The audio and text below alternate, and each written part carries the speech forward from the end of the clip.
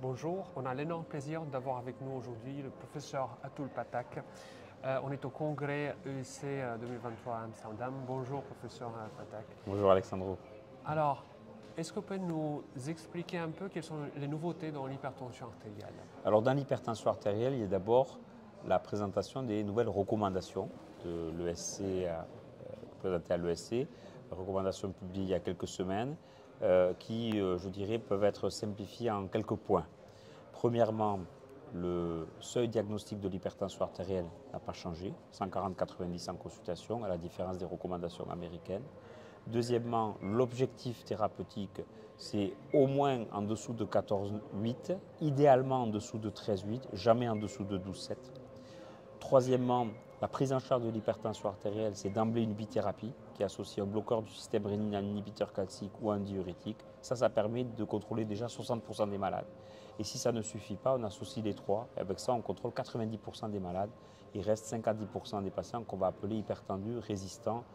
Les anglo-saxons ils disent truly resistant, parce qu'on est sûr que si avec 3 médicaments ils ne sont pas contrôlés, ils sont vraiment résistants.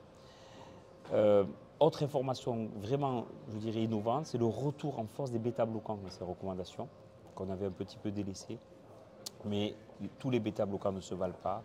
Il y a des indications collatérales, il y a des indications électives. Et donc les bêta-bloquants, comme les autres classes de traitement, peuvent être utilisés dès le départ en association chez les hypertendus.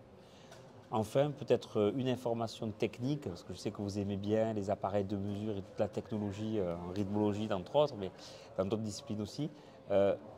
Donc là, il y a un warning rouge pour ne pas utiliser tous les gadgets de mesure de tension artérielle autres que le brassard ou l'appareil de poignet. C'est-à-dire que la montre connectée, le petit anneau, le système sans fil, tout ceci aujourd'hui n'a pas le niveau de preuve suffisant pour être utilisé à titre diagnostique, à titre thérapeutique ou à titre pronostic.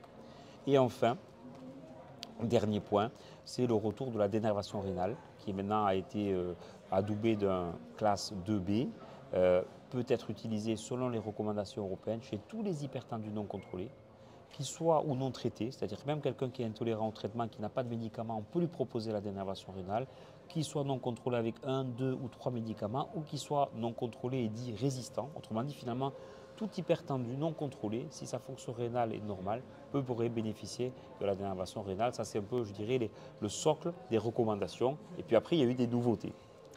D'accord. En effet, la dénervation rénale, on peut l'utiliser à n'importe quel moment de la thérapie contre la tension, c'est ça? Au Exactement. début, milieu ou même, Exactement. même Quelqu'un si qui n'a pas c'est... envie de prendre de traitement, on pourrait le dénerver. Qui a un médicament, on pourrait le dénerver. Ce sont les données des recommandations européennes. Alors ensuite, il y a qu'est-ce qui est remboursé, qu'est-ce qui est disponible. Il y a toujours parfois une hétérogénéité. Mais en tout cas, les recommandations européennes ont quand même envoyé un signal fort. C'est que dans un centre expert, avec un processus de décision médicale partagé, un hypertendu donc contrôlé et quelqu'un qui pourrait être candidat à la dénervation rénale. On vous remercie.